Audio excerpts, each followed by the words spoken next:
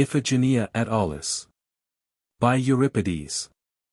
Dramatis Personae Agamemnon attendant, an old man chorus of women of Chalcis Menelaos Clytemnestra Iphigenia Achilles. How do you find this book? Any thoughts about the book or the author? Any suggestion for improvement? Please take a moment to share your thoughts in a comment. If you like it, share it with your friends who might enjoy it as well. Subscribe to keep in touch. Visit completeaudiobooks.com for more quality content. Iphigenia at Aulis. The seacoast at Aulis. Enter Agamemnon, an attendant. Agamemnon, old man, come hither and stand before my dwelling. Attendant, I come. What new schemes now, King Agamemnon? Agamemnon, thou shalt hear. Attendant, I am all eagerness. 'Tis little enough sleep old age allows me and keenly it watches o'er my eyes. Agamemnon, what can that star be, steering his course yonder? Attendant, Sirius, still shooting o'er the zenith on his way near the Pleiad sevenfold track. Agamemnon, the birds are still at any rate and the sea is calm. Hushed are the winds, and silence broods o'er this narrow firth. Attendant, then why art thou outside thy tent, why so restless, my lord Agamemnon? All is yet quiet here in Aulis, the watch on the walls is not yet astir. Let us go in. Agamemnon, I envy thee, old man, I, and every man who leads a life secure, unknown and unrenowned, but little I envy those in office. Attendant, and yet 'tis there we place the be-all and end-all of existence. Agamemnon, aye, but that is where the danger comes, and ambition, sweet though it seems, brings sorrow with its near approach.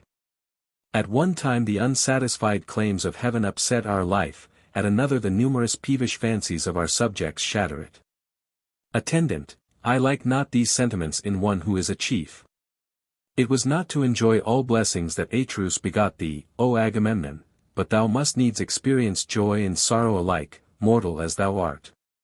E'en though thou like it not, this is what the gods decree. But thou, after letting thy taper spread its light abroad, writest the letter which is still in thy hands and then erasest the same words again, sealing and reopening the scroll. Then flinging the tablet to the ground with floods of tears and leaving nothing undone in thy aimless behavior to stamp thee mad.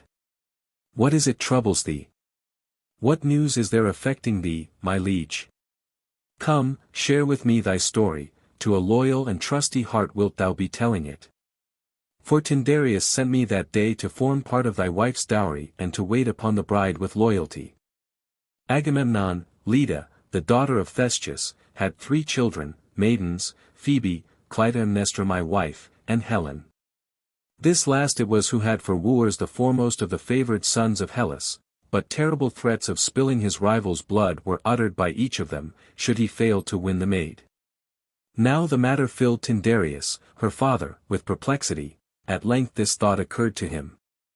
The suitors should swear unto each other and join right hands thereon and pour libations with burnt sacrifice, binding themselves by this curse, whoever wins the child of Tyndareus for wife, him will we assist. In case a rival takes her from his house and goes his way, robbing her husband of his rights.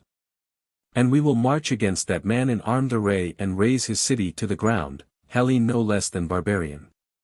Now when they had once pledged their word and old Tyndareus with no small cleverness had beguiled them by his shrewd device, he allowed his daughter to choose from among her suitors the one towards whom the breath of love might fondly waft her.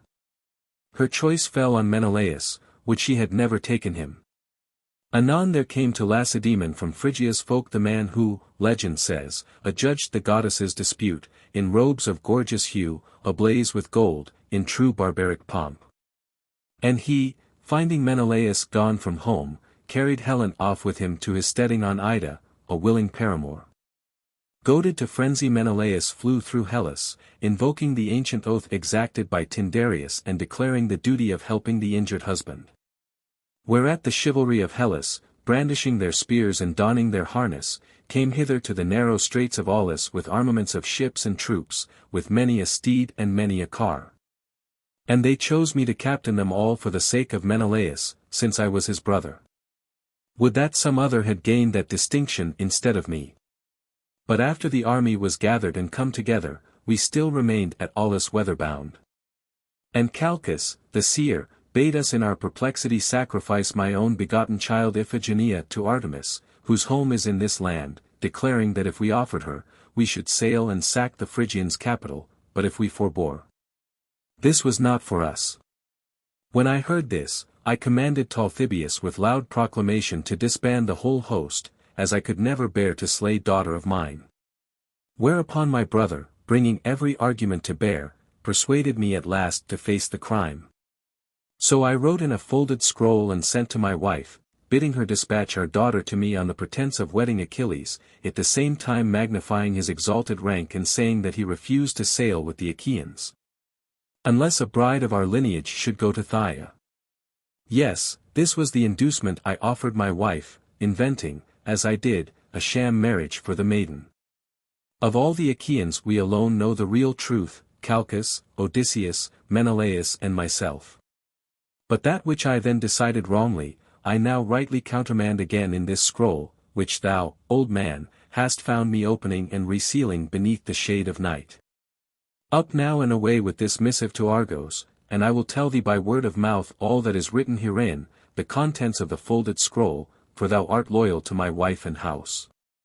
Attendant, say on and make it plain, that what my tongue utters may accord with what thou hast written. Agamemnon, daughter of Leda, in addition to my first letter I now send thee word not to dispatch thy daughter to Euboea's embosomed wing, to the waveless bay of Aulis. For after all we will celebrate our child's wedding at another time.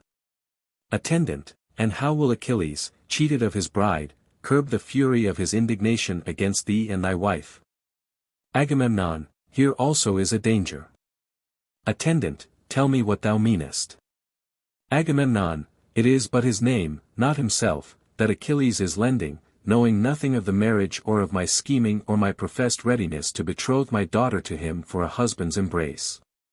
Attendant, a dreadful venture thine king Agamemnon. Thou that, by promise of thy daughter's hand to the son of the goddess, wert for bringing the maid hither to be sacrificed for the Danae. Agamemnon, woe is me! Ah woe! I am utterly distraught, bewilderment comes o'er me. Away hurry thy steps, yielding nothing to old age. Attendant, in haste I go, my liege. Agamemnon, sit not down by woodland founts, scorn the witcheries of sleep. Attendant, hush. Agamemnon, and when thou passest any place where roads diverge, cast thine eyes all round, taking heed that no mule wain pass by on rolling wheels, bearing my daughter hither to the ships of the Danae, and thou see it not. Attendant, it shall be so. Agamemnon, start then from the bolted gates, and if thou meet the escort, start them back again, and drive at full speed to the abodes of the Cyclopes. Attendant, but tell me, how shall my message find credit with thy wife or child?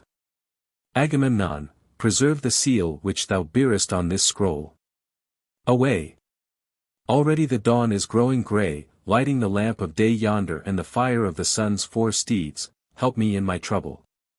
Exit attendant, none of mortals is prosperous or happy to the last, for none was ever born to a painless life. Exit Agamemnon, enter chorus of women of Chalcis. Chorus, to the sandy beach of sea-coast Aulis I came after a voyage through the tides of Euripides, leaving Chalcis on its narrow firth, my city which feedeth the waters of far-famed Arethusa near the sea. That I might behold the army of the Achaeans and the ships rowed by those godlike heroes. For our husbands tell us that fair-haired Menelaos and high-born Agamemnon are leading them to Troy on 1,000 ships in quest of the lady Helen, whom herdsman Paris carried off from the banks of reedy Eurotas his guerdon from Aphrodite. When that queen of Cyprus entered beauty's lists with Hera and Pallas at the gushing fount. Through the grove of Artemis, rich with sacrifice, I sped my course, the red blush mantling on my cheeks from maiden modesty, in my eagerness to see the soldiers' camp, the tents of the mail-clad Danae, and their gathered steeds. 2 chieftains there I saw met together in council, one was Ajax, son of Oileus, the other Ajax, son of Telamon, crown of glory to the men of Salamis. And I saw Protesilaus and Palamedes, sprung from the son of Poseidon, sitting there amusing themselves with intricate figures at draughts, Diomedes too at his favourite sport of hurling quoits. And Meriones, the war-god's son, a marvel to mankind, stood at his side. Likewise I beheld the offspring of Laertes, who came from his island hills, and with him Nereus, handsomest of all Achaeans. Achilles next, that nimble runner, swift on his feet as the wind, whom Thetis bore and Chiron trained. Him I saw upon the beach, racing in full armour along the shingle and straining every nerve to beat a team of 4 horses, as he sped round the track on foot, and Eumelus, the grandson of Pheres, their driver, was shouting when I saw him. Goading on his goodly steeds, with their bits of chased goldwork.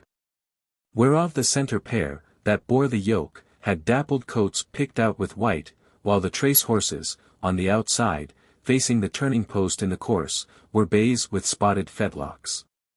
Close beside them Peleus' son leapt on his way, in all his harness, keeping abreast the rail by the axle-box. Next I sought the countless fleet, a wonder to behold, that I might fill my girlish eyes with gazing, a sweet delight. The warlike Myrmidons from Phthia held the right wing with 50 swift cruisers, upon whose sterns, right at the ends, stood Nereid goddesses in golden effigy, the ensign of Achilles' armament. Near these were moored the Argive ships in equal numbers, o'er which Mecisteus' son, whom Tolaus his grandsire reared, and Sthenelus, son of Capaneus, were in command. Next in order, Theseus' son was stationed at the head of 60 ships from Attica, having the goddess Pallas set in a winged car drawn by steeds with solid hoof, a lucky sight for mariners. Then I saw Boeotia's fleet of 50 sails decked with ensigns. These had Cadmus at the stern holding a golden dragon at the beaks of the vessels, and earth-born Leitus was their admiral. Likewise there were ships from Phocis. And from Locris came the son of Oileus with an equal contingent, leaving famed Thronium's citadel. And from Mycenae, the Cyclopes town, Atreus' son sent 100 whelmed galleys, his brother being with him in command, as friend with friend, that Hellas might exact on her, who had fled her home to wed a foreigner. Also I saw upon Gerenian Nestor's prows 12 from Pylus the sign of his neighbour Alpheus, 4-footed like a bull. Moreover there was a squadron of Aenianian sail under King and next the lords of Elis, stationed near them, whom all the people named Epeans, and Euripides was lord of these. Likewise he led the Taphian warriors with the white oar-blades, the subjects of Meges, son of Phyleus, who had left the isles of the Echinides, where sailors cannot land. Lastly, Ajax, reared in Salamis, was joining his right wing to the left of those near whom he was posted, closing the line with his outermost ships 12 barks obedient to the helm as I heard and then saw the crews. No safe return shall he obtain, who bringeth his barbaric boats to grapple Ajax. There I saw the naval armament, but some things I heard at home about the gathered host, whereof I still have a recollection. Enter Menelaus, an attendant. Attendant, as Menelaus wrests a letter from him, strange daring thine, Menelaus, where thou hast no right. Menelaus, stand back. Thou carriest loyalty to thy master too far. Attendant, the very reproach thou hast for me is to my credit. Menelaus, thou shalt rue it, if thou meddle in matters that concern thee not. Attendant, thou hadst no right to open a letter, which I was carrying. Menelaus, no, nor thou to be carrying sorrow to all Hellas. Attendant, argue that point with others, but surrender that letter to me. Menelaus, I shall not let go. Attendant, nor yet will I let loose my hold. Menelaus, why then, this staff of mine will be dabbling thy head with blood ere long. Attendant, to die in my master's cause were a noble death. Menelaus, let go. Thou art too wordy for a slave. Attendant, seeing Agamemnon approaching, Master, he is wronging me, he snatched thy letter violently from my grasp, Agamemnon, and will not heed the claims of right. Enter Agamemnon. Agamemnon, how now? What means this uproar at the gates, this indecent brawling? Menelaus, my tale, not his, has the better right to be spoken. Agamemnon, thou, Menelaus. What quarrel hast thou with this man, why art thou hailing him hence? Exit attendant. Menelaos, look me in the face. Be that the prelude to my story. Agamemnon, shall I, the son of Atreus, close my eyes from fear? Menelaos, sayest thou this scroll, the bearer of a shameful message? Agamemnon, I see it, yes, and first of all surrender it. Menelaos, no, not till I have shown its contents to all that deny. Agamemnon, what? Hast thou broken the seal and dost know already what thou shouldst never have known? Menelaos, yes, I opened it and know to thy sorrow the secret machinations of thy heart. Agamemnon, where didst thou catch my servant? Ye gods, what a shameless heart thou hast. Menelaos, I was awaiting thy daughter's arrival at the camp from Argos. Agamemnon, what right hast thou to watch my doings? Is not this of shamelessness? Menelaos, my wish to do it gave the spur, for I am no slave to thee. Agamemnon, infamous! Am I not to be allowed the management of my own house? Menelaos, no, for thou thinkest crooked thoughts, one thing now, another formerly, and something different presently. Agamemnon, most exquisite refining on evil themes.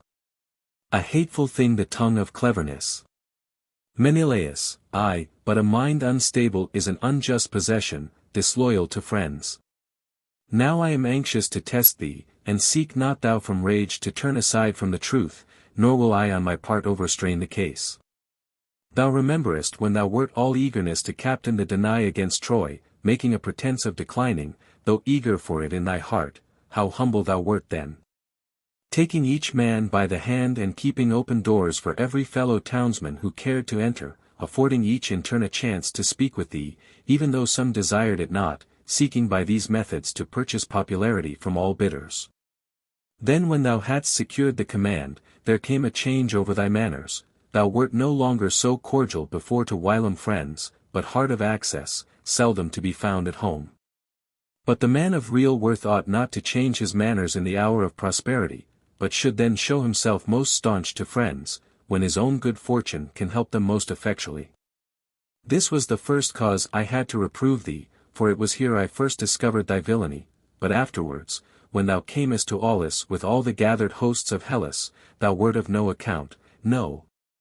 The want of a favourable breeze filled thee with consternation at the chance dealt out by heaven. Anon the Danai began demanding that thou shouldst send the fleet away instead of vainly toiling on at Aulis. What dismay and confusion was then depicted in thy looks, to think that thou, with 1,000 ships at thy command, hadst not occupied the plains of Priam with thy armies. And thou wouldst ask my counsel, what am I to do? What scheme can I devise? Where find one, to save thyself being stripped of thy command and losing thy fair fame? Next when Chalkis bade thee offer thy daughter in sacrifice to Artemis, declaring that the Danai should then sail, thou wert overjoyed, and didst gladly undertake to offer the maid, and of thine own accord never allege compulsion. Thou art sending word to thy wife to dispatch thy daughter hither on pretence of wedding Achilles. This is the same air that heard thee say it. And after all thou turnest round and hast been caught recasting thy letter to this effect, I will no longer be my daughter's murderer. Exactly so. Countless others have gone through this phase in their conduct of public affairs. They make an effort while in power, and then retire dishonorably, sometimes owing to the senselessness of the citizens, sometimes deservedly, because they are too feeble of themselves to maintain their watch upon the state. For my part, I am more sorry for our unhappy Hellas, whose purpose was to read these worthless foreigners a lesson, while now she will let them escape and mock her, thanks to thee and thy daughter. May I never then appoint a man to rule my country or lead its warriors because his kinship. Ability what the general must have, since any man, with ordinary intelligence, can govern a state. Chorus, for brethren to come to words and blows, whene'er they disagree, is terrible. Agamemnon, I wish to rebuke thee in turn, briefly, not lifting mine eyes too high in shameless wise, but in more sober fashion, as a brother. For it is a good man's way to be considerate. Prithee, why this burst of fury, these bloodshot eyes? Who wrongs thee? What is it thou wantest? Thou art fain to win a virtuous bride. Well, I cannot supply thee. For she, whom thou once hadst, was ill-controlled by thee. Am I then, a man who never went astray, to suffer for thy sins? Or is it my popularity that galls thee? No. It is the longing thou hast to keep a fair wife in thy embrace, casting reason and honor to the winds. A bad man's pleasures are like himself. Am I mad, if I change to wiser counsels, after previously deciding amiss? Thine is the madness rather in wishing to recover a wicked wife, once thou hadst lost her a stroke of heaven-sent luck. Those foolish suitors swore that oath to Tyndareus in their longing to wed. But hope was the goddess that led them on, I trow, and she it was that brought it about rather than thou and thy mightiness. So take the field with them, they are ready for it in the folly of their hearts. For the deity is not without insight, but is able to discern where oaths have been wrongly pledged or forcibly extorted. I will not slay my children, nor shall thy interests be prospered by justice in thy vengeance for a worthless wife, while I am left wasting, night and day, in sorrow for what I did to one of my own flesh and blood, contrary to all law and justice. There is thy answer shortly given, clear and easy to understand, and if thou wilt not come to thy senses, I shall do the best for myself. Chorus. This differs from thy previous declaration, but there is good in it, thy child's reprieve. Menelaos. Ah me, how sad my lot! I have no friends then after all. Agamemnon. Friends thou hast, if thou seek not their destruction. Menelaos. Where wilt thou find any proof that thou art sprung from the same sire as I? Agamemnon. Thy moderation, not thy madness do I share by nature. Menelaos. Friends should sympathize with friends in sorrow. Agamemnon. Claim my help by kindly service, not by paining me. Menelaos. So thou hast no mind to share this trouble with Hellas? Agamemnon. No, Hellas is diseased like thee according to some god's design. Menelaos. Go vaunt thee then on thy scepter, after betraying thine own brother. While seek some different means and other friends. Enter messenger. Messenger. Agamemnon, lord of all Hellenes. I am come and bring thee thy daughter, whom thou didst call Iphigenia in thy home. And her mother, thy wife Clytemnestra, is with her, and the child Orestes, a sight to gladden thee after thy long absence from thy palace. But, as they had been travelling long and far, they are now refreshing their tender feet at the waters of a fair spring, they and their horses, for we turned these loose in the grassy meadow to browse their fill. But I am come as their forerunner to prepare thee for their reception, for the army knows already of thy daughter's arrival, so quickly did the rumor spread, and all the folk are running together to the sight, that they may see thy child. For fortune's favorites enjoy a worldwide fame and have all eyes fixed on them. Is it a wedding, some ask, or what is happening? Or has King Agamemnon from fond yearning summoned his daughter hither? From others thou wouldst have heard, they are presenting the maiden to Artemis, queen of Aulis, previous to marriage. Who can the bridegroom be, that is to lead her home? Come, then, begin the rites. That is the next step. By getting the baskets ready, crown your heads, prepare the wedding hymn, thou and Prince Menelaos with thee, let flutes resound throughout the tents with noise of dancers' feet. For this is a happy day, that is come for the maid. Agamemnon, thou hast my thanks, now go within, for the rest it will be well, as fate proceeds. Exit messenger. Ah, woe is me! Unhappy wretch, what can I say? Where shall I begin? Into what cruel straits have I been plunged? Fortune has outwitted me, proving far cleverer than any cunning of mine. What an advantage humble birth possesses! For it is easy for her sons to weep and tell out all their sorrows. While to the high-born man come these same sorrows, but we have dignity throned o'er our life and are the people's slaves. I, for instance, am ashamed to weep, nor less, poor wretch, to check my tears at the awful pass to which I am brought. Oh! What am I to tell my wife? How shall I welcome her? With what face meet her? For she too has undone me by coming uninvited in this my hour of sorrow. Yet it was but natural she should come with her daughter to prepare the bride and perform the fondest duties, where she will discover my villainy. And for this poor maid, why maid? Death, methinks, will soon make her his bride. How I pity her. Thus will she plead to me, I trow, my father, will thou slay me? Be such the wedding thou thyself mayst find, and whosoever is a friend to thee. While Orestes, from his station near us, will cry in childish accents, inarticulate, yet fraught with meaning. Alas!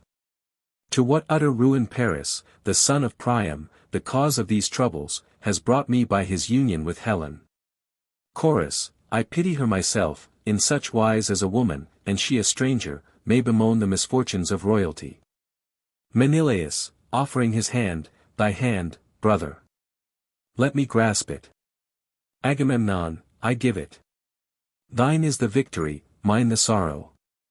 Menelaos, by Pelops our reputed grandsire and Atreus our father, I swear to tell thee the truth from my heart, without any covert purpose, but only what I think. The sight of thee in tears made me pity thee, and in return I shed a tear for thee myself. I withdraw from my former proposals, ceasing to be a cause of fear to thee, yea, and I will put myself in thy present position. And I counsel thee, slay not thy child nor prefer my interests to thine, for it is not just that thou shouldst grieve, while I am glad, or that thy children should die, while mine still see the light of day. What is it, after all, I seek? If I am set on marriage, could I not find a bride as choice elsewhere? Was I to lose a brother the last I should have lost to win a Helen, getting bad for good? I was mad, impetuous as a youth, till I perceived, on closer view, what slaying children really meant. Moreover, I am filled with compassion for the hapless maiden, doomed to bleed that I may wed, when I reflect that we are kin. What has thy daughter to do with Helen? Let the army be disbanded and leave Aulis, dry those streaming eyes, brother, and provoke me not to tears. Whatever concern thou hast in oracles that affect thy child, let it be none of mine. Into thy hands I resign my share therein. A sudden change, thou lt say, from my fell proposals. A natural course for me, affection for my brother caused the change. These are the ways of a man not void of virtue, to pursue on each occasion what is best. Chorus, a generous speech, worthy of Tantalus, the son of Zeus. Thou dost not shame thy ancestry. Agamemnon, I thank thee, Menelaos, for this unexpected suggestion. 'Tis an honorable proposal, worthy of thee. Menelaos, sometimes love, sometimes the selfishness of their families causes a quarrel between brothers. I loathe a relationship of this kind which is bitterness to both. Agamemnon, 'tis useless, for circumstances compel me to carry out the murderous sacrifice of my daughter. Menelaos, how so? Who will compel thee to slay thine own child? Agamemnon, the whole Achaean army here assembled. Menelaos, not if thou send her back to Argos. Agamemnon, I might do that unnoticed, but there will be another thing I cannot. Menelaos, what is that? Thou must not fear the mob too much. Agamemnon, Chalkis will tell the Argive host his oracles.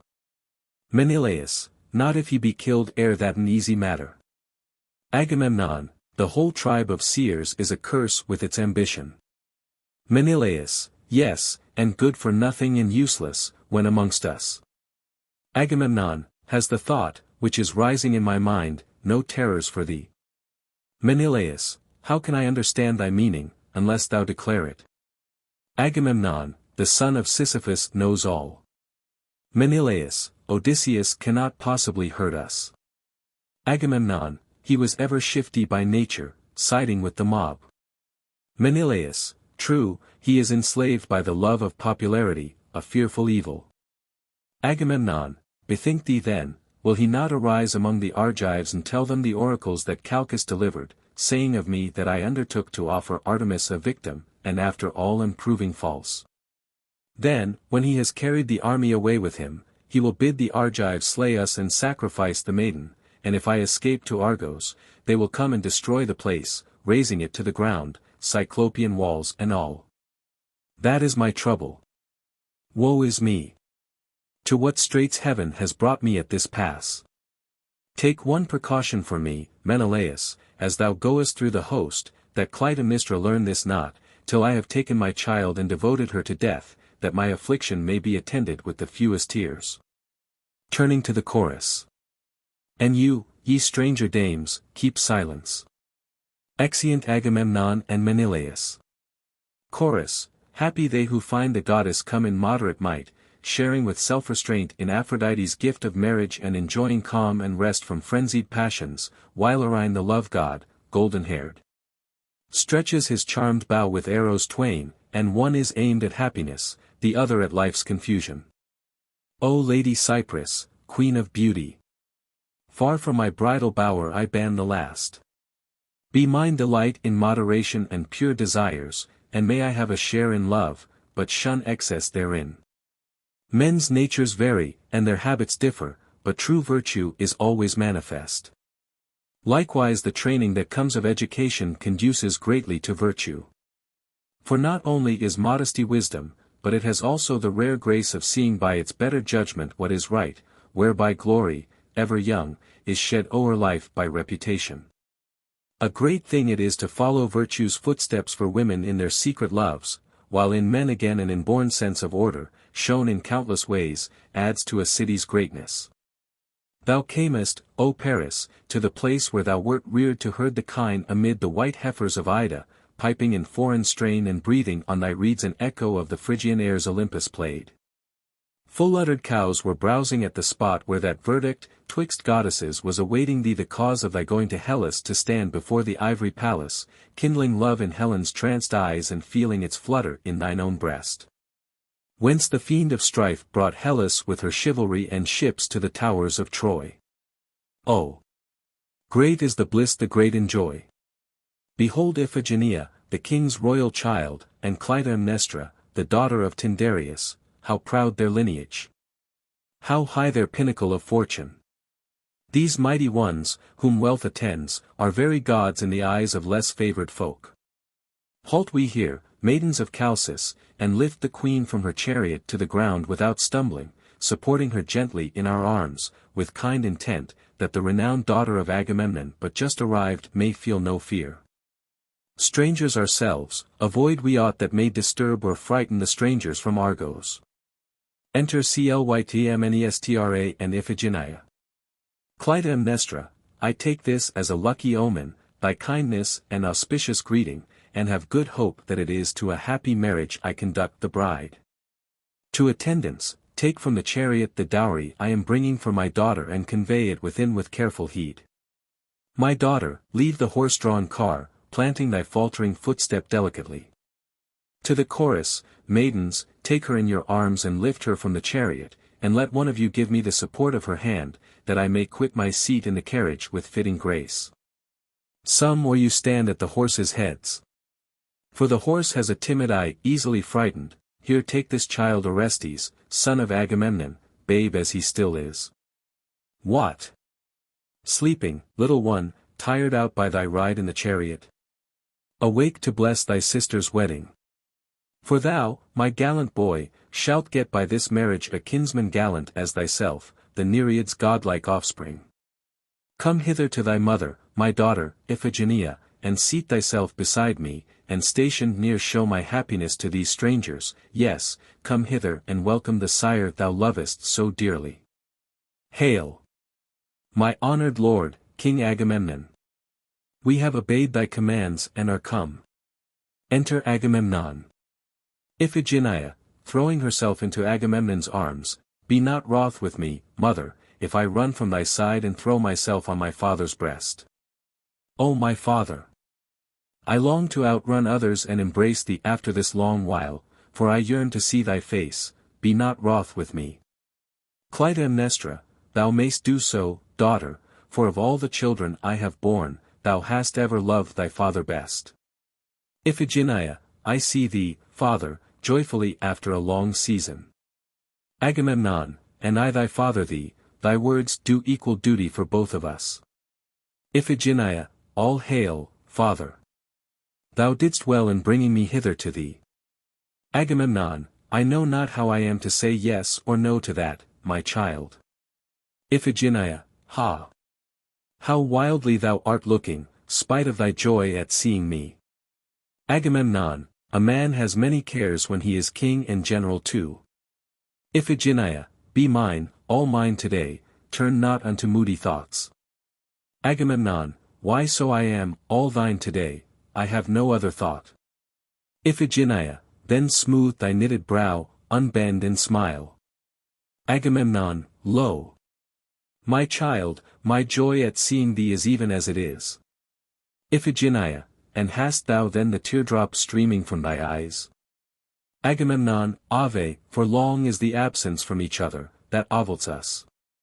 Iphigenia, I know not, dear father mine, I know not of what thou art speaking. Agamemnon, thou art moving my pity all the more by speaking so sensibly. Iphigenia, my words shall turn to senselessness, if that will cheer thee more. Agamemnon, aside, ah, woe is me! This silence is too much. To Iphigenia, thou hast my thanks. Iphigenia, stay with thy children at home, father.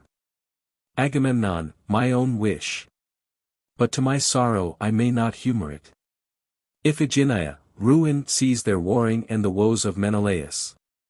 Agamemnon, first will that, which has been my lifelong ruin, bring ruin unto others. Iphigenia, how long thou wert absent in the bays of Aulis. Agamemnon, aye, and there is still a hindrance to my sending the army forward. Iphigenia, where do men say the Phrygians live, father? Agamemnon, in a land where I would Paris, the son of Priam, ne'er had dwelt. Iphigenia, 'tis a long voyage thou art bound on, father, after thou leavest me. Agamemnon, thou wilt meet thy father again, my daughter. Iphigenia, ah!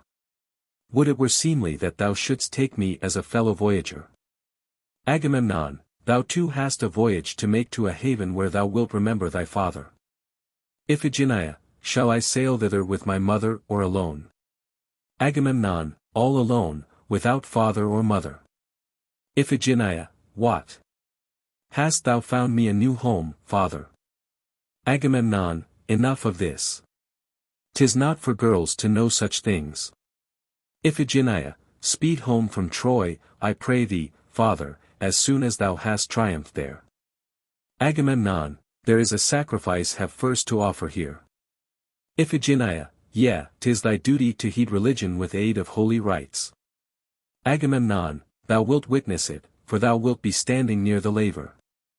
Iphigenia, am I to lead the dance then round the altar, father?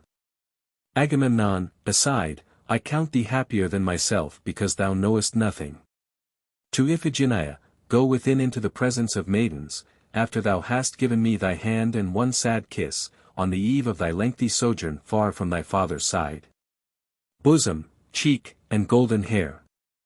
Ah, how grievous ye have found Helen and the Phrygian city. I can no more, the tears come welling to my eyes, the moment I touch thee. Exit Iphigenia. Turning to Clytemnestra, herein I crave thy pardon, daughter of Leda, if I showed excessive grief at the thought of resigning my daughter to Achilles. For though we are sending her to taste of bliss, still it wrings a parent's heart, when he, the father who has toiled so hard for them, commits his children to the homes of strangers. Clytemnestra, I am not so void of sense. Bethink thee, I shall go through this as well, when I lead the maiden from the chamber to the sound of the marriage hymn, wherefore I chide thee not, but custom will combine with time to make the smart grow less. As touching him, to whom thou hast betrothed our daughter, know his name, 'tis true, but would fain learn his lineage in the land of his birth. Agamemnon, there was one Aegina, the daughter of Asopus. Clytemnestra, who wedded her? Some mortal or a god? Agamemnon, Zeus, and she bare Aeacus, the prince of Sinon. Clytemnestra, what son of Aeacus secured his father's halls? Agamemnon, Peleus, who wedded the daughter of Nereus. Clytemnestra, with the gods' consent, or when he had taken her in spite of gods. Agamemnon, Zeus betrothed her, and her guardian gave consent. Clytemnestra, where did he marry her? Amid the billows of the sea. Agamemnon, in Chiron's home, at sacred Pelion's foot. Clytemnestra, what? The abode ascribed to the race of centaurs. Agamemnon, it was there the gods celebrated the marriage feast of Peleus. Clytemnestra, did Thetis or his father train Achilles? Agamemnon, Chiron brought him up, to prevent his learning the ways of the wicked. Clytemnestra, ah, wise the teacher, still wiser the father, who entrusted his son to such hands. Agamemnon, such is the future husband of thy daughter.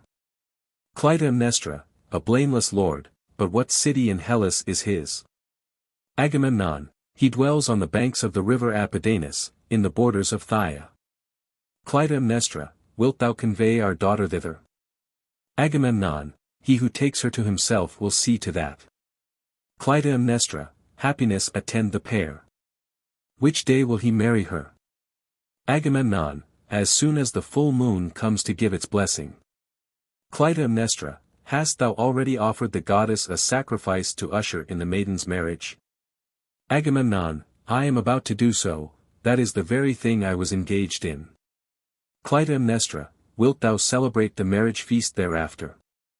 Agamemnon, yes, when I have offered a sacrifice required by heaven of me. Clytemnestra, but where am I to make ready the feast for the women? Agamemnon, here beside our gallant Argive ships. Clytemnestra, finely here.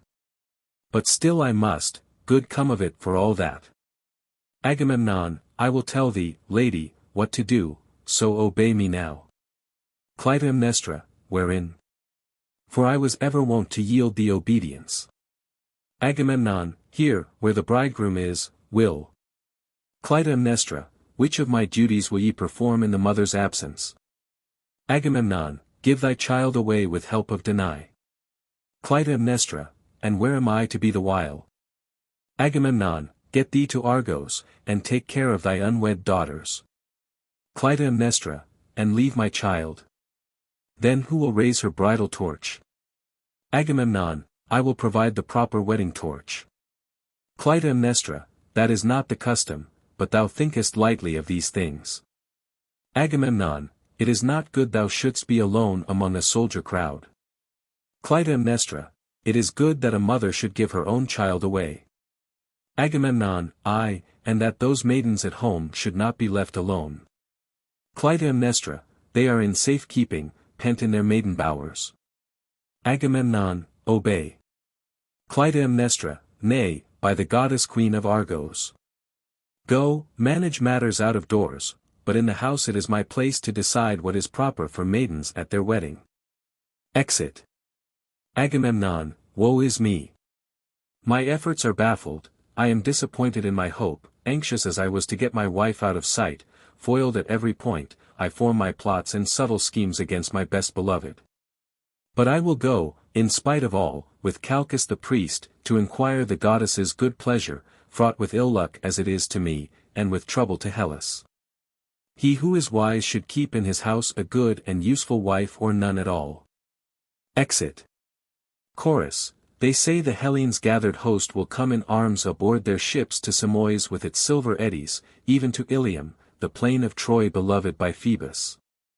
Where famed Cassandra, I am told, whene'er the gods' resistless prophecies inspire her, wildly tosses her golden tresses, wreathed with crown of verdant bay.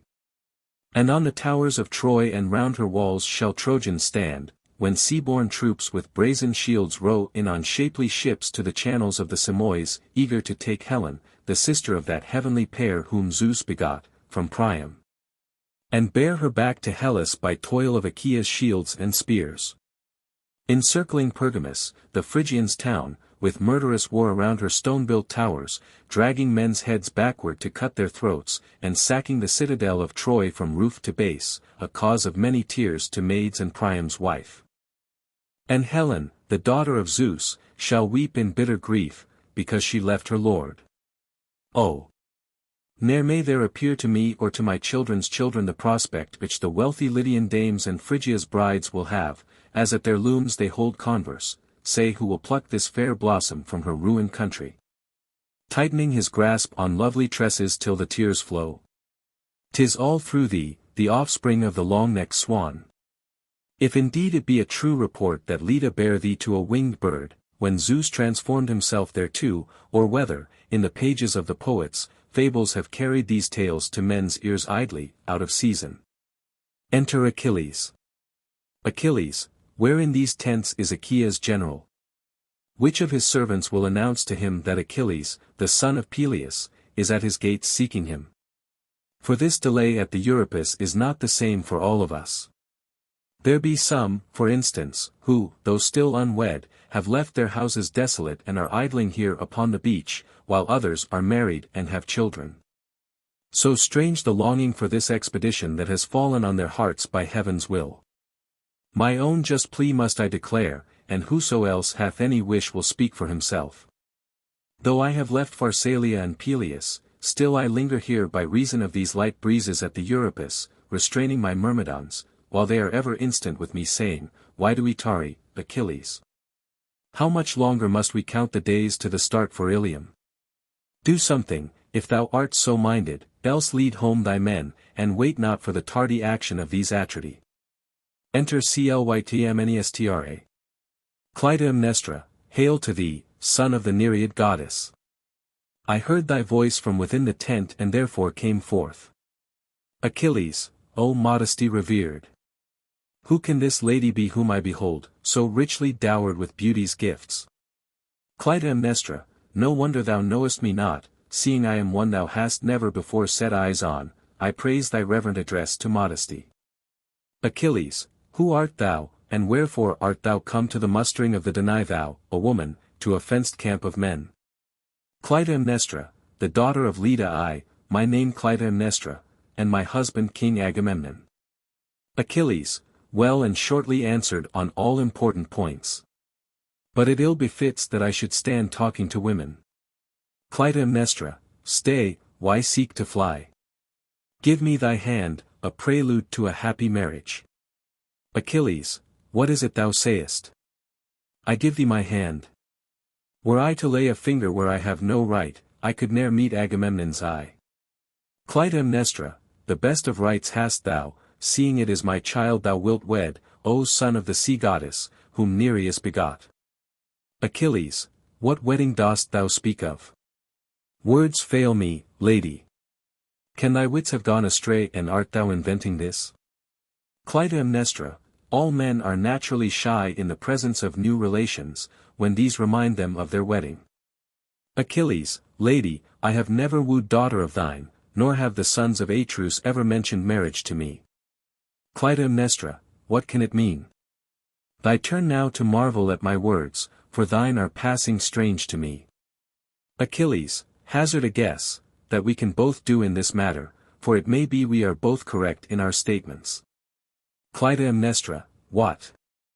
Have I suffered such indignity? The marriage I am courting has no reality, it seems. I am ashamed of it. Achilles, some one perhaps has made a mock of thee and me, pay no heed thereto, make light of it. Clytemnestra, farewell. I can no longer face thee with unfaltering eyes, after being made a liar and suffering this indignity. Achilles, 'tis farewell, too I bid thee, lady, and now I go within the tent to seek thy husband. Attendant, calling through the tent door, stranger of the race of Aeacus, stay a while. Ho there! Thee I mean, O goddess born, and thee, daughter of Leda. Achilles, who is it calling through the half-open door? What fear his voice betrays? Attendant, a slave am I, of that I am not proud, for fortune permits it not. Achilles, whose slave art thou? Not mine, for mine and Agamemnon's goods are separate. Attendant, I belong to this lady who stands before the tent, a gift to her from Tyndareus her father. Achilles, I am waiting, tell me, if thou art desirous, why thou hast stayed me. Attendant, are ye really all alone here at the door? Clytemnestra, to us alone wilt thou address thyself, come forth from the king's tent. Attendant, coming out, O fortune and my own foresight, preserve whom I desire. Achilles, that speech will save them in the future, it has a certain pompous air. Clytemnestra, delay not for the sake of touching my right hand, if there is aught that thou wouldst say to me. Attendant, well, thou knowest my character and my devotion to thee and thy children. Clytemnestra, I know thou hast grown old in the service of my house. Attendant, likewise thou knowest it was in thy dowry King Agamemnon received me. Clytemnestra, yes, thou camest to Argos with me, and hast been mine this long time past. Attendant, true. And though I bear thee all goodwill, I like not thy lord so well. Clytemnestra, come, unfold whatever thou hast to say. Attendant, her father, he that begot her, is on the point of slaying thy daughter with his own hand. Clytemnestra, how? Out upon thy story, old dotard. Thou art mad. Attendant, severing with a sword the hapless maid's white throat. Clytemnestra, ah, woe is me. Is my husband haply mad? Attendant, nay. Sane, except where thou and thy daughter are concerned, there he is mad. Clytemnestra, what is his reason? What vengeful fiend impels him? Attendant, oracles at least so Chalkis says, in order that the host may start. Clytemnestra, whither? Woe is me, and woe is thee, thy father's destined victim. Attendant, to the halls of Dardanus, that Menelaos may recover Helen. Clytemnestra, so Helen's return then was fated to affect Iphigenia. Attendant, thou knowest all, her father is about to offer thy child to Artemis. Clytemnestra, but that marriage what pretext had it for bringing me from home? Attendant, an inducement to thee to bring thy daughter cheerfully, to wed her to Achilles. Clytemnestra, on a deadly errand art thou come, my daughter, both thou, and I, thy mother. Attendant, piteous the lot of both of you and fearful Agamemnon's venture. Clytemnestra, alas! I am undone, my eyes can no longer stem their tears. Attendant, what more natural than to weep the loss of thy children? Clytemnestra, whence, old man, dost say thou hadst this news? Attendant, I had started to carry thee a letter referring to the former writing. Clytemnestra, forbidding or combining to urge my bringing the child to her death. Attendant, nay, forbidding it, for thy lord was then in his sober senses. Clytemnestra, how comes it then, if thou wert really bringing me a letter, that thou dost not now deliver into my hands? Attendant, Menelaos snatched it from me, he who caused this trouble. Clytemnestra, dost thou hear that, son of Peleus, the Nereid's child? Achilles, I have been listening to the tale of thy sufferings, and I am indignant to think I was used as a tool. Clytemnestra, they will slay my child, they have tricked her with thy marriage.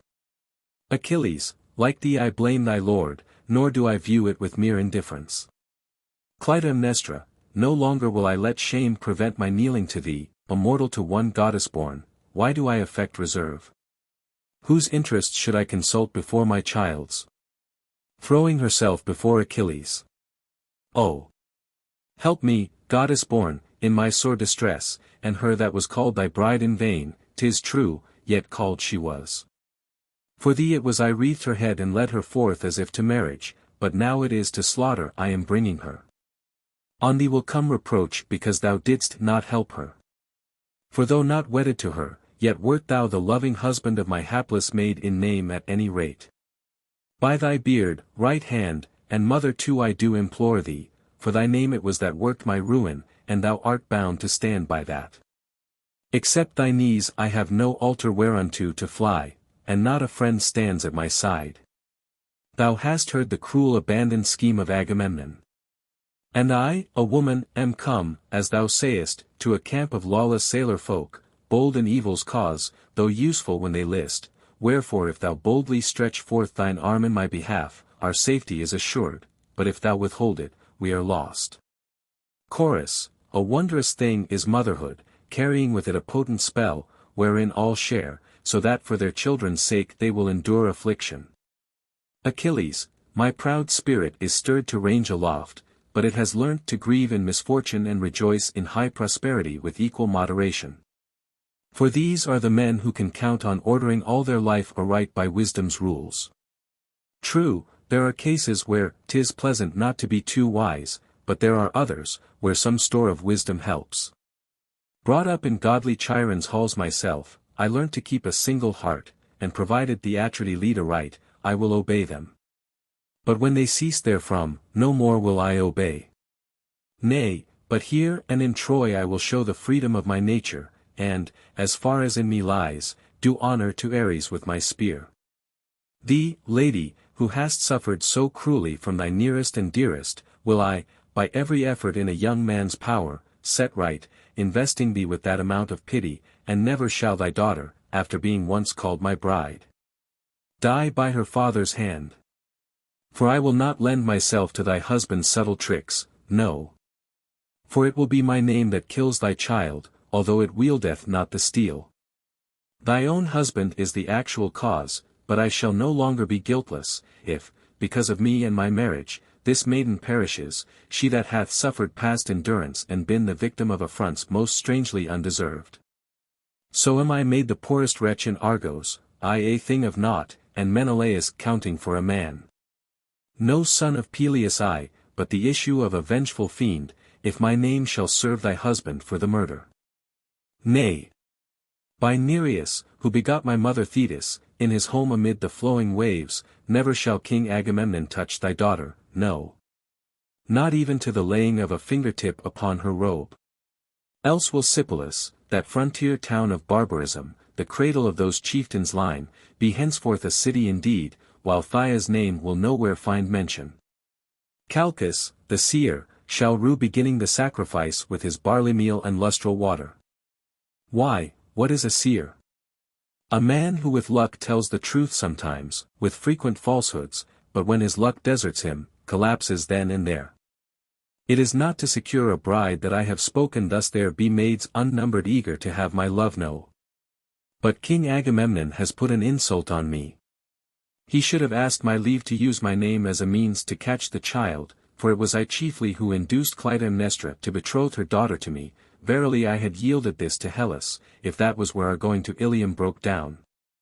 I would never have refused to further my fellow soldiers' common interest. But, as it is, I am as naught in the eyes of those chieftains, and little they reck of treating me well or ill. My sword shall soon know if any one is to snatch thy daughter from me, for then will I make it reek with the bloody stains of slaughter, ere it reach Phrygia. Calm thyself then. As a god in his might I appeared to thee, without being so, but such will I show myself for all that. Chorus, son of Peleus, thy words are alike worthy of thee and that sea-born deity, the holy goddess. Clytemnestra, ah! Would I could find words to utter thy praise without excess, and yet not lose the graciousness thereof by stinting it, for when the good are praised, they have a feeling, as it were, of hatred for those who in their praise exceed the mean. But I am ashamed of intruding a tale of woe, since my affliction touches myself alone and thou art not affected by troubles of mine, but still it looks well for the man of worth to assist the unfortunate, even when he is not connected with them. Wherefore pity us, for our sufferings cry for pity. In the first place, I have harbored an idle hope in thinking to have thee wed my daughter. And next, perhaps, the slaying of my child will be to thee an evil omen in thy wooing hereafter, against which thou must guard thyself. Thy words were good, both first and last, for if thou will it so, my daughter will be saved. Wilt have her clasp thy knees in suppliant wise? 'Tis no maid's part, yet if it seem good to thee, why come she shall with the modest look of freeborn maid. But if I shall obtain the self-same end from thee without her coming, then let her abide within, for there is dignity in her reserve, still reserve must only go as far as the case allows. Achilles, bring not thou thy daughter out for me to see, lady, nor let us incur the reproach of the ignorant, for an army, when gathered together without domestic duties to employ it, loves the evil gossip of malicious tongues. After all, should ye supplicate me, ye will attain a like result as if I had ne'er been supplicated, for I am myself engaged in a mighty struggle to rid you of your troubles. One thing be sure thou hast heard, I will not tell a lie. If I do that or idly mock thee, may I die, but live if I preserve the maid. Clytemnestra, bless thee for ever succoring the distressed. Achilles, Hearken then to me, that the matter may succeed. Clytemnestra, what is thy proposal? For hear thee I must. Achilles, let us once more urge her father to a better frame of mind. Clytemnestra, he is something of a coward, and fears the army too much. Achilles, still argument o'erthroweth argument. Clytemnestra, cold hope indeed, but tell me what I must do. Achilles, entreat him first not to slay his children, and if he is stubborn, come to me. For if he consents to thy request, my intervention need go no further, since this consent ensures thy safety. I too shall show myself in a better light to my friend, and the army will not blame me, if I arrange the matter by reason rather than force. While, should things turn out well, the result will prove satisfactory both to thee and thy friends, even without my interference. Clytemnestra, how sensibly thou speakest. I must act as seemeth best to thee. But should I fail of my object, where am I to see thee again? Whither must I turn my wretched steps and find thee ready to champion my distress? Achilles, I am keeping watch to guard thee, where occasion calls, that none see thee passing through the host of Danae with that scared look. Shame not thy father's house. For Tyndareus deserveth not to be ill spoken of, being a mighty man in Hellas. Clytemnestra, 'tis even so. Command me, I must play the slave to thee. If there are gods, thou for thy righteous dealing wilt find them favorable. If there are none, what need to toil? Exeunt Achilles and Clytemnestra. Chorus. What wedding hymn was that which raised its strains to the sound of Libyan flutes, to the music of the dancer's lyre, and the note of the pipe of reeds? 'Twas in the day Pieria's fair-tressed choir came o'er the slopes of Pelion to the marriage feast of Peleus, beating the ground with print of golden sandals at the banquet of the gods. And hymning in dulcet strains the praise of Thetis and the son of Aeacus, o'er the Centaur's hill, down through the woods of Pelion. There was the Dardanian boy, Phrygian Ganymede, whom Zeus delights to honor, drawing off the wine he mixed in the depths of golden bowls. While, along the gleaming sand, the 50 daughters of Nereus graced the marriage with their dancing, circling in a mazy ring. Came too the revel rout of centaurs, mounted on horses, to the feast of the gods and the mixing bowl of Bacchus, leaning on fir trees, with wreaths of green foliage round their heads. And loudly cried the prophet Chiron, skilled in arts inspired by Phoebus, daughter of Nereus, thou shalt bear a son, whose name he gave a dazzling light to Thessaly. For he shall come with an army of spearmen to the far-famed land of Priam, to set it in a blaze, his body cased in a suit of golden mail forged by Hephaestus, a gift from his goddess mother, even from Thetis who bore him. Then shed the gods a blessing on the marriage of the high-born bride, who was first of Nereus' daughters, and on the wedding of Peleus. But thee, will Argives crown, wreathing the lovely tresses of thy hair, like a dappled mountain hind brought from some rocky cave or a heifer undefiled, and staining with blood thy human throat. Though thou wert never reared like these amid the piping and whistling of herdsmen, but at thy mother's side, to be decked one day by her as the bride of a son of Inachus. Where now does the face of modesty or virtue avail aught? Seeing that godlessness holds sway, and virtue is neglected by men and thrust behind them, lawlessness o'er law prevailing, and mortals no longer making common cause to keep the jealousy of gods from reaching them. Clytemnestra, reappearing from the tent, I have come from the tent to look out for my husband, who went away and left its shelter long ago. While that poor child, my daughter, hearing of the death her father designs for her, is in tears, uttering in many keys her piteous lamentation. Catching sight of Agamemnon, it seems I was speaking of one not far away. For there is Agamemnon, who will soon be detected in the commission of a crime against his own child. Enter Agamemnon. Agamemnon, daughter of Leda, 'tis lucky I have found thee outside the tent, to discuss with thee in our daughter's absence subjects not suited for the ears of maidens on the eve of marriage. Clytemnestra, what, pray, is dependent on the present crisis? Agamemnon, send the maiden out to join her father, for the lustral water stands there ready, and barley meal to scatter with the hand on the cleansing flame, and heifers to be slain in honor of the goddess Artemis, to usher in the marriage. Their black blood spouting from them. Clytemnestra, though fair the words thou usest, I know not how I am to name thy deeds in terms of praise. Come forth, my daughter, full well thou knowest what is in thy father's mind. Take the child Orestes, thy brother, and bring him with thee in the folds of thy robe. Enter Iphigenia. Behold cold she comes, in obedience to thy summons. Myself will speak the rest alike for her and me. Agamemnon, my child, why weepest thou and no longer lookest cheerfully? Why art thou fixing thine eyes upon the ground and holding thy robe before them? Clytemnestra, alas! With which of my woes shall I begin? For I may treat them all as first, or put them last or midway anywhere. Agamemnon, how now? I find you all alike, confusion and alarm in every eye. Clytemnestra, my husband, answer frankly the questions I ask thee. Agamemnon, there is no necessity to order me, I am willing to be questioned. Clytemnestra, dost thou mean to slay thy child and mine? Agamemnon, starting, ha! These are heartless words, unwarranted suspicions. Clytemnestra, peace. Answer me that question first. Agamemnon, put a fair question and thou shalt have a fair answer. Clytemnestra, I have no other questions to put, give me no other answers. Agamemnon, O fate revered, O destiny, and fortune mine.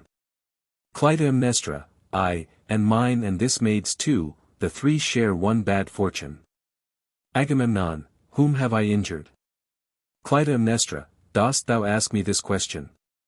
A thought like that itself amounts to thoughtlessness. Agamemnon, ruined. My secret out. Clytemnestra, I know all, I have heard what thou art bent on doing to me. Thy very silence and those frequent groans are a confession. Tire not thyself by telling it. Agamemnon, lo! I am silent, for, if I tell thee a falsehood, needs must I add effrontery to misfortune. Clytemnestra, well, listen, for I will now unfold my meaning and no longer employ dark riddles.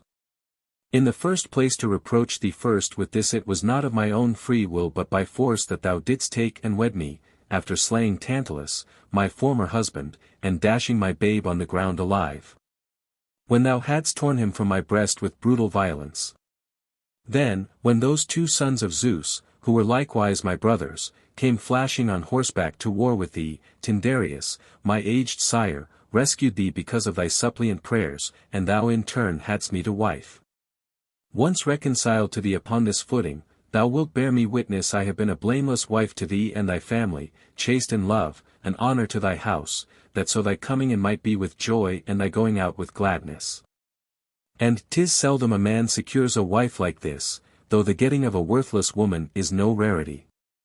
Besides 3 daughters, of one of whom thou art heartlessly depriving me, I am the mother of this son of thine. If anyone asks thee thy reason for slaying her, tell me, what wilt thou say? Or must say it for thee?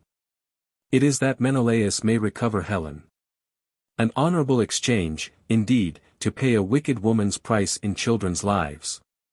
'Tis buying what we most detest with what we hold most dear. Again, if thou go forth with the host, leaving me in thy halls, and art long absent at Troy, what will my feelings be at home, dost think? When I behold each vacant chair in her chamber now deserted, and then sit down alone in tears, making ceaseless lamentation for her, ah! My child, he that begot thee hath slain thee himself, he and no one else, nor was it by another's hand. To thy home, after leaving such a price to be paid, for it needs now but a trifling pretext for me and the daughters remaining to give thee the reception it is right thou shouldst receive. I adjure thee by the gods, compel me not to sin against thee, nor sin thyself. Go to, suppose thou sacrifice the child, what prayer wilt thou utter, when 'tis done? What will the blessing be that thou wilt invoke upon thyself as thou art slaying our daughter? An ill returning maybe, seeing the disgrace that speeds thy going forth. Is it right that I should pray for any luck to attend thee? Surely we should deem the gods devoid of sense, if we harbored a kindly feeling towards murderers. Shalt thou embrace thy children on thy coming back to Argos? Nay, thou hast no right. Will any child of thing e'er face thee, if thou have surrendered one of them to death? Has this ever entered into thy calculations, or does thy one duty consist in carrying a scepter about and marching at the head of an army? When thou mightest have made this fair proposal among the Argives, is it your wish, Achaeans, to sail for Phrygia's shores? Why then, cast lots whose daughter has to die. For that would have been a fair course for thee to pursue, instead of picking out thy own child for the victim and presenting her to the Danai, or Menelaos, inasmuch as it was his concern, should have slain Hermione for her mother. As it is, I, who still am true to thee, must lose my child, while she, who went astray, will return with her daughter, and live in happiness at Sparta. If I am wrong in aught herein, answer me.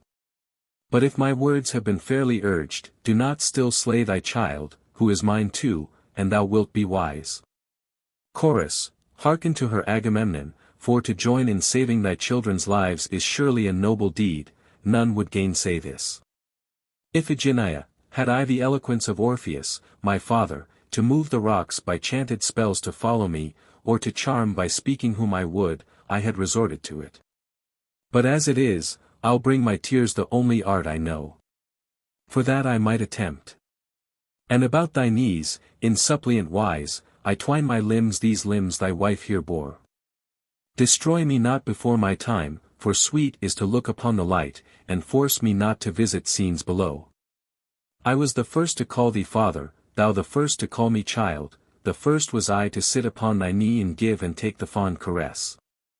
And this was what thou then wouldst say, shall I see thee, my child, living a happy prosperous life in a husband's home one day, in a manner worthy of myself? And I in my turn would ask, as I hung about thy beard, whereto I now am clinging, how shall I see thee? Shall I be giving thee a glad reception in my halls, father, in thy old age, repaying all thy anxious care in rearing me? I remember all we said, 'tis thou who hast forgotten and now wouldst take my life. By Pelops, I entreat thee spare me, by thy father Atreus and my mother here, who suffers now a second time the pangs she felt before when bearing me. What have I to do with the marriage of Paris and Helen? Why is his coming to prove my ruin, father? Look upon me, one glance, one kiss bestow, that this at least I may carry to my death as a memorial of thee, though thou heed not my pleading. Holding up the babe to Orestes, feeble ally though thou art, brother, to thy loved ones, yet add thy tears to mine and entreat our father for thy sister's life, even in babes there is a natural sense of ill. O father, see this speechless supplication made to thee, pity me, have mercy on my tender years. Yea, by thy beard we two fond hearts implore thy pity, the one a babe, a full-grown made the other. By summing all my pleas in one, I will prevail in what I say. To gaze upon yon light is man's most cherished gift, that life below is nothingness, and whoso longs for death is mad. Better live a life of woe than die a death of glory. Chorus, ah, wretched Helen! Awful the struggle that has come to the sons of Atreus and their children, thanks to thee and those marriages of thine.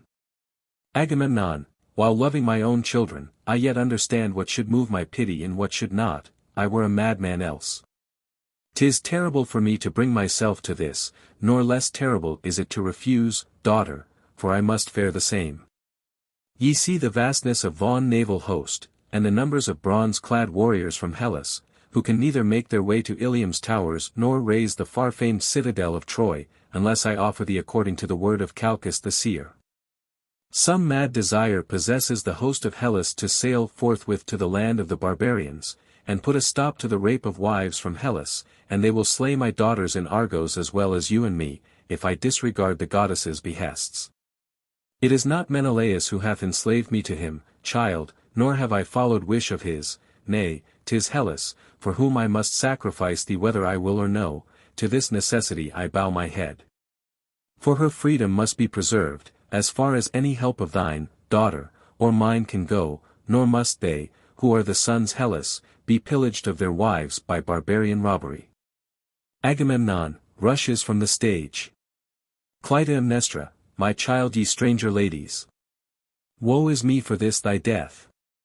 Thy father flies, surrendering thee to Hades. Iphigenia, woe is me, O mother mine! For the same strain hath fallen to both of us in our fortune.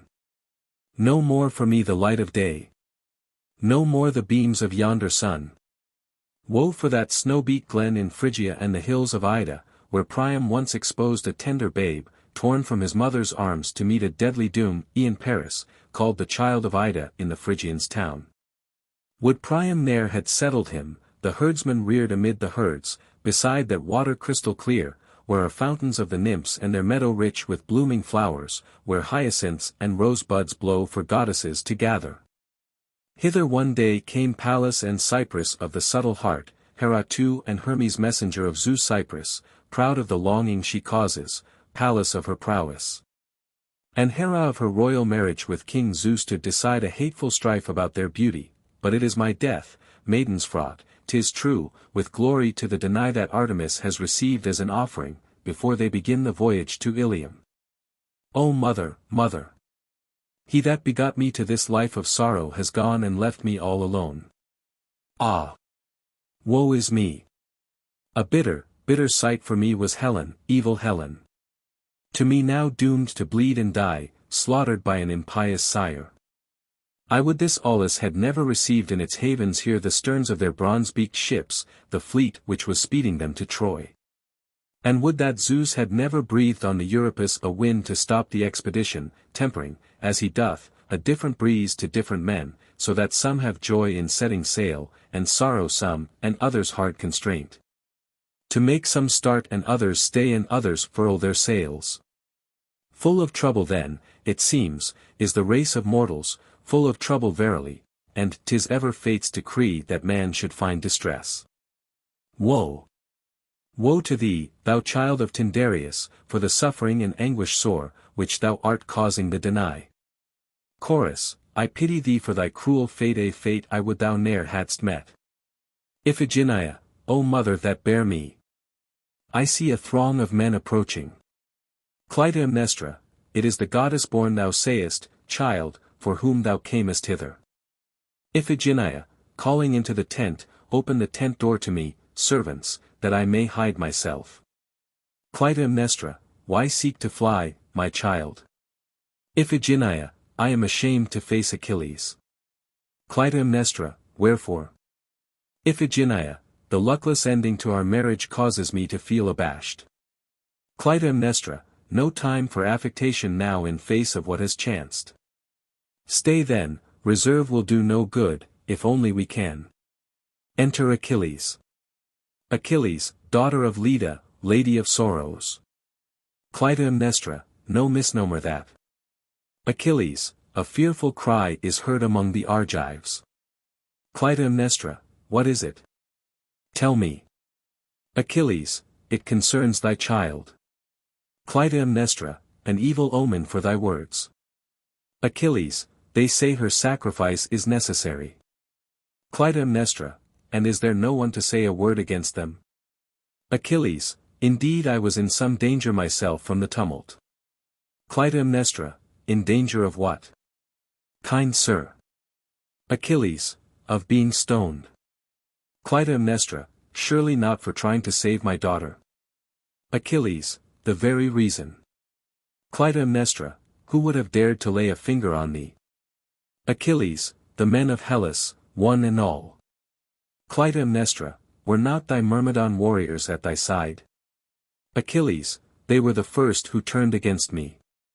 Clytemnestra, my child. We are lost, undone, it seems.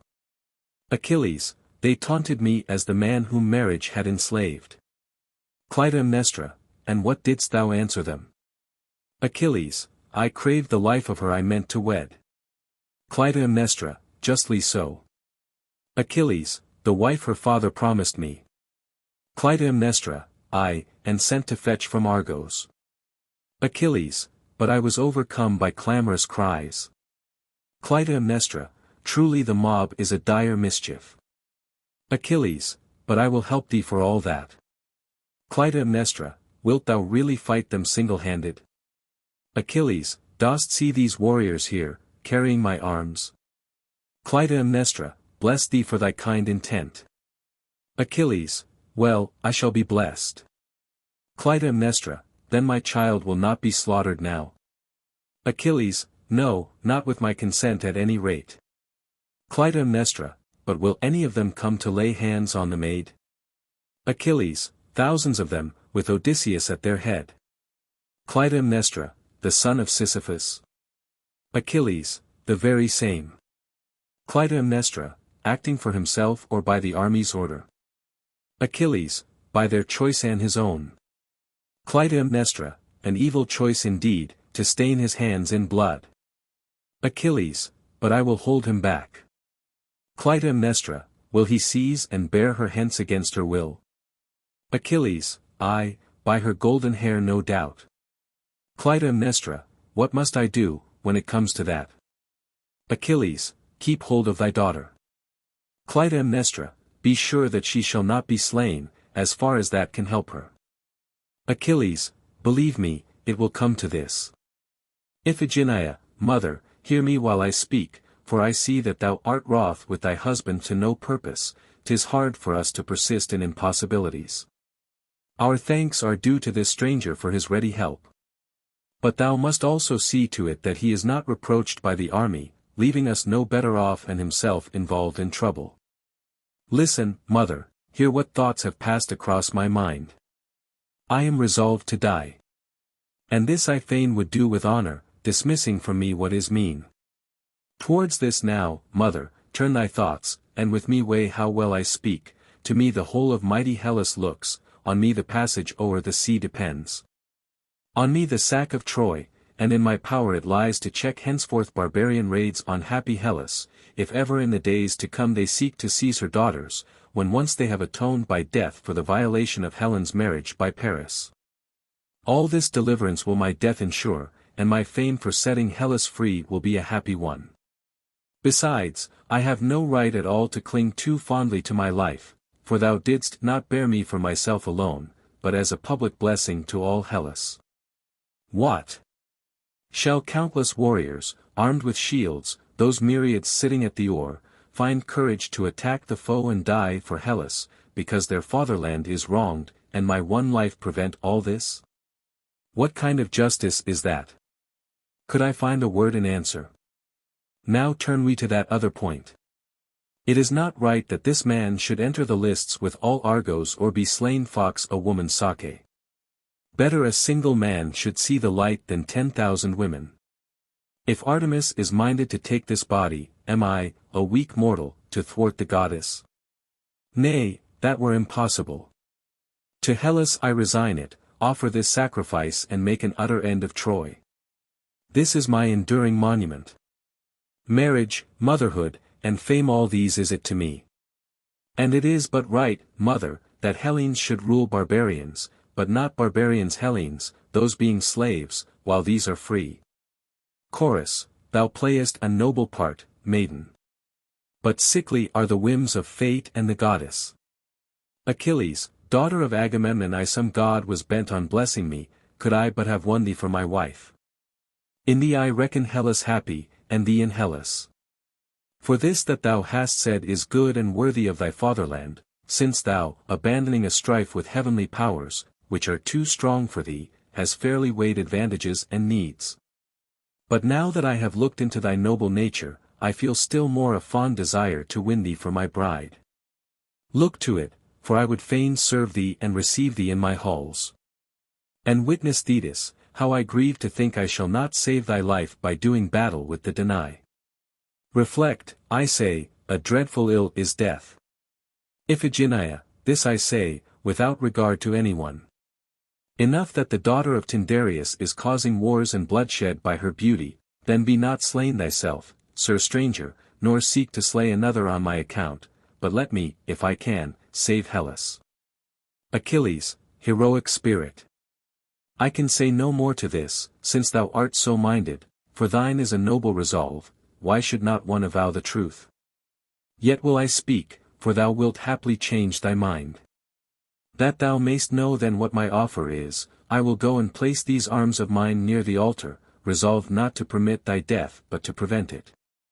For brave as thou art, at sight of the knife held at thy throat, thou wilt soon avail thyself of what I said.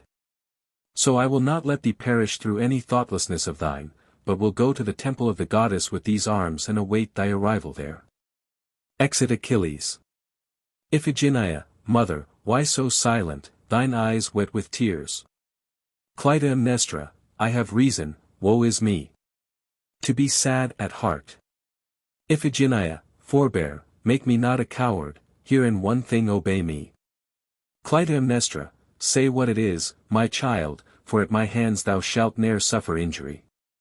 Iphigenia, cut not off the tresses of thy hair for me, nor clothe thyself in sable garb. Clytemnestra, why, my child, what is it thou hast said? Shall I, when I lose thee? Iphigenia, lose me, thou dost not. I am saved and thou renowned, as far as I can make thee. Clytemnestra, how so? Must I not mourn thy death? Iphigenia, by no means, for I shall have no tomb heaped o'er me. Clytemnestra, what, is not the act of dying held to imply burial?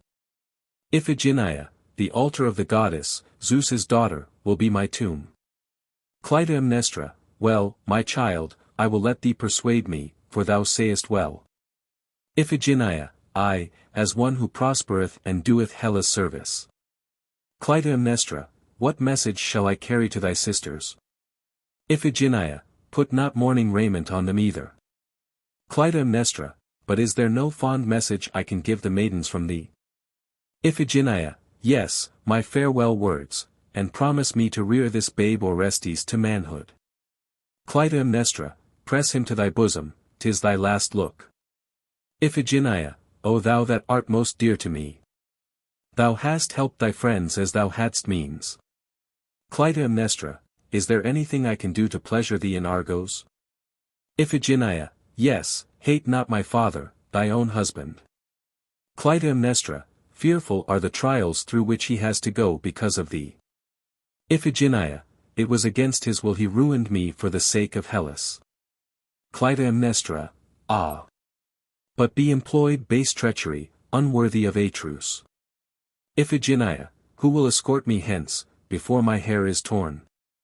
Clytemnestra, I will go with thee. Iphigenia, no, not thou, thou say'st not well. Clytemnestra, I will, clinging to thy robes. Iphigenia, be persuaded by me, mother, stay here, for this is the better way alike for me and thee, but let one of these attendants of my father conduct me to the meadow of Artemis, where I shall be sacrificed. Clytemnestra, art gone from me, my child? Iphigenia, I, and with no chance of ever returning.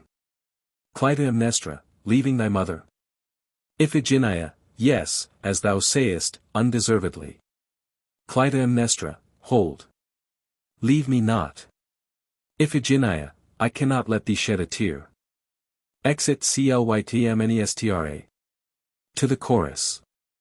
Be it yours, maidens, to him in joyous strains Artemis, the child of Zeus, for my hard lot, and let the order for a solemn hush go forth to the Danai. Begin the sacrifice with the baskets, let the fire blaze for the purifying meal of sprinkling, and my father pace from left to right about the altar, for I come to bestow on Hellas safety crowned with victory. Lead me hence, me the destroyer of Ilium's town and the Phrygians, give me wreaths to cast about me, bring them hither, here are my tresses to crown, bring lustral water too. Dance to Artemis, Queen Artemis the blessed, around her fane and altar. For by the blood of my sacrifice I will blot out the oracle, if it needs must be. O mother, lady revered! For thee shall my tears be shed, and now, for at the holy rites I may not weep. Sing with me, maidens, sing the praises of Artemis, whose temple faces Chalcis, where angry spearmen madly chafe, here in the narrow havens of Aulis, because of me. O Pelasgia, land of my birth, and Mycenae, my home. Chorus, is it on Perseus' citadel thou caiest, that town Cyclopean workmen build? Iphigenia, to be a light to Hellas didst thou rear me, and so I say not no to death. Chorus, thou art right, no fear that fame will e'er desert thee. Iphigenia, hail to thee, bright lamp of day and light of Zeus. A different life, different lot is henceforth mine. farewell I bid thee, light beloved. Exit Iphigenia.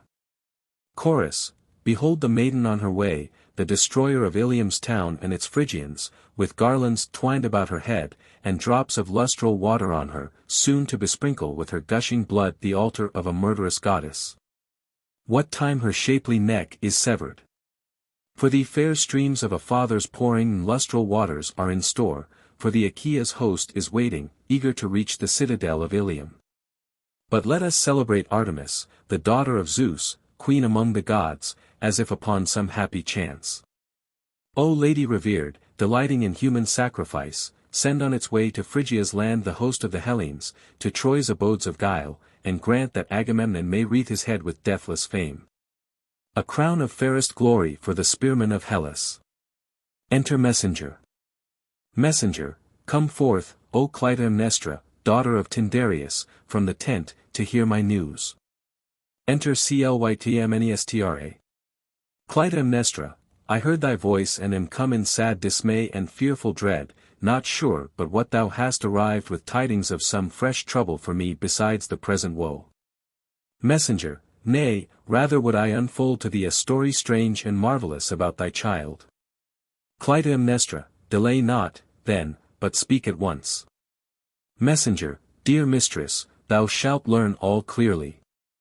From the outset will I tell it, unless my memory fail me somewhat and confuse my tongue in its account.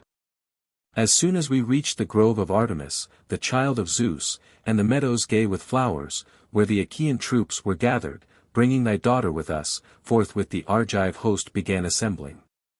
But when King Agamemnon saw the maiden on her way to the grove to be sacrificed, he gave one groan, and, turning away his face, let the tears burst from his eyes, as he held his robe before them. But the maid, standing close by him that begot her, spake on this wise, O my father, here am I to do thy bidding. Freely I offer this body of mine for my country in all Hellas, that ye may lead me to the altar of the goddess and sacrifice me, since this is heaven's ordinance. Good luck be yours for any help that I afford.